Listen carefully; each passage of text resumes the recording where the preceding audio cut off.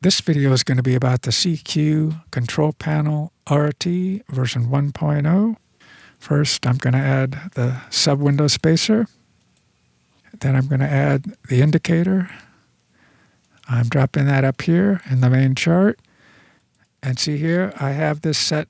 It defaults to sub-window 1, which if you put this on the chart as it is, you won't see it without this sub-window being down here. I'm probably going to change this to main chart so that when you put it in, it's going to be put up here. If you want to move it to a different place, you can change it by doing something like this. Like if you want to move it to the left, you'd have to do something like that. That's why I like just having the sub-window. Puts it down there. Kind of keeps things out of the way. Well, what this is this allows you to change the symbol, the time frame, and the scale of the chart.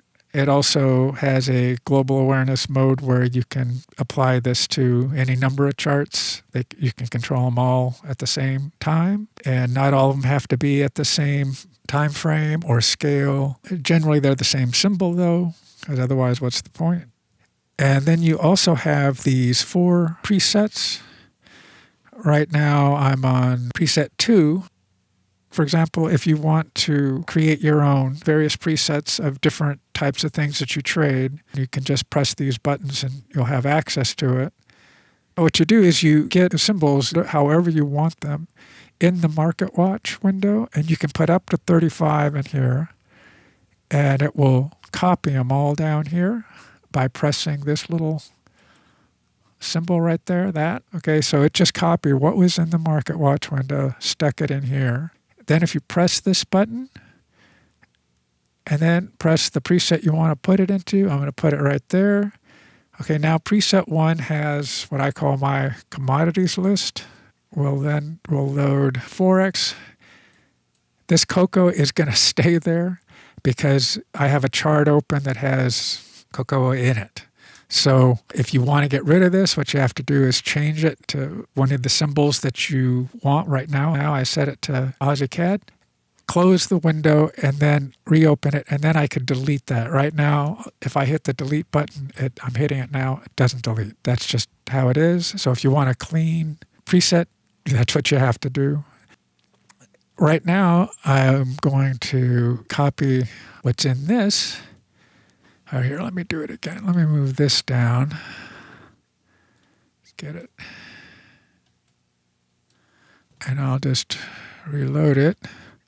Okay, you see there, this is what is in the Market Watch. It's now here. I'm going to put that into preset 2. Okay, preset 1 has commodities. Preset 2, Forex. You can just put whatever you want to put in there. This is just for demonstration. Okay, then I have another one that has a bunch of CDFs, but see now there's the Aussie is there. So let's move that out of the way. I pressed this. It loaded what was in here. It's now in here, and I'm going to save this to preset 3. Okay? If, for example, if I did want to change this first preset here to something else, okay, we're on Amazon. I want to put Amazon here. I want to overwrite that. You load whatever the symbol is that you want to put here. I'm going to put Microsoft right there. And what I do is I load the symbol, which I got Microsoft in here, press this button, it arms it, and then press the place where you want to put it. Well, I'll do it again. Okay, we'll use Intel this time. Okay, I want to put Intel, we'll overwrite Adobe. Okay, so you load the chart, you arm it, and then select whichever position you want it to go in. So now with these buttons, this magenta and this white one and the red one, what they do is if you're in global mode, and for example, say like I want to zoom in just on this chart, I don't want to change all the other ones, I can turn this off, press this button, and it disables transmitting. Like say I can zoom in here okay, but it won't affect any of the other charts that are connected. Okay, and then if I turn this back on, okay, it changes them. Same thing with the symbols. Like I want to try just to test something, see something. So I want to go to Amazon without changing anything over here. And then you can do the same thing with the time frame.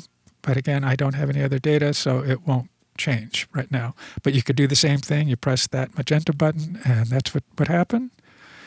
And when I make a change while I'm in any of the presets, it will remember the change. So right now, preset 3 is at scale 4. Let's change it to 5. Go back to 2, which 2 was at 4, and we go back to 3. Now it's at 5. It will also change whatever the last, like here, I'll move this to Adobe.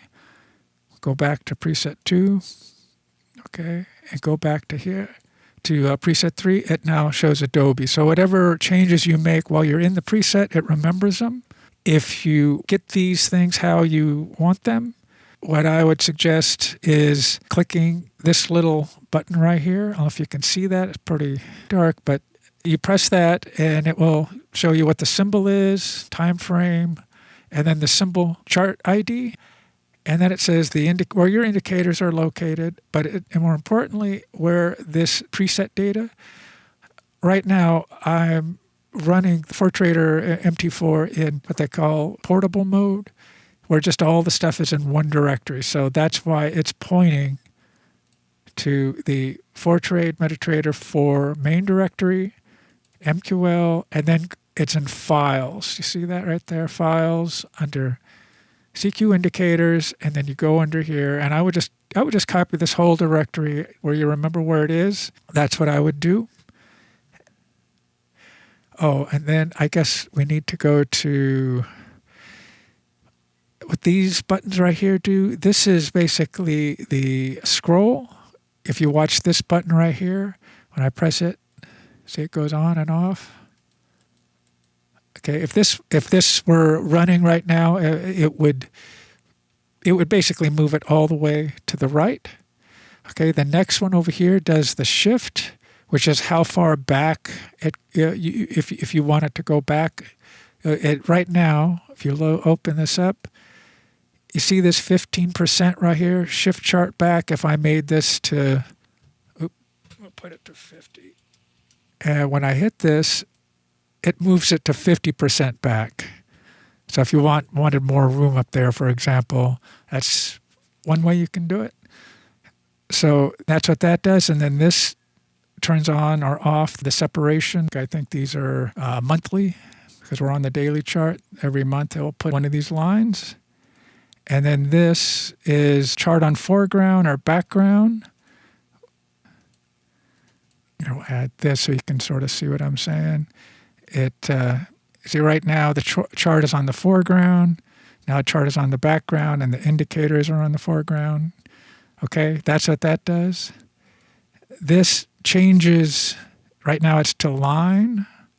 Okay, then it goes to bar. And then it goes to candle, which are what these are up here.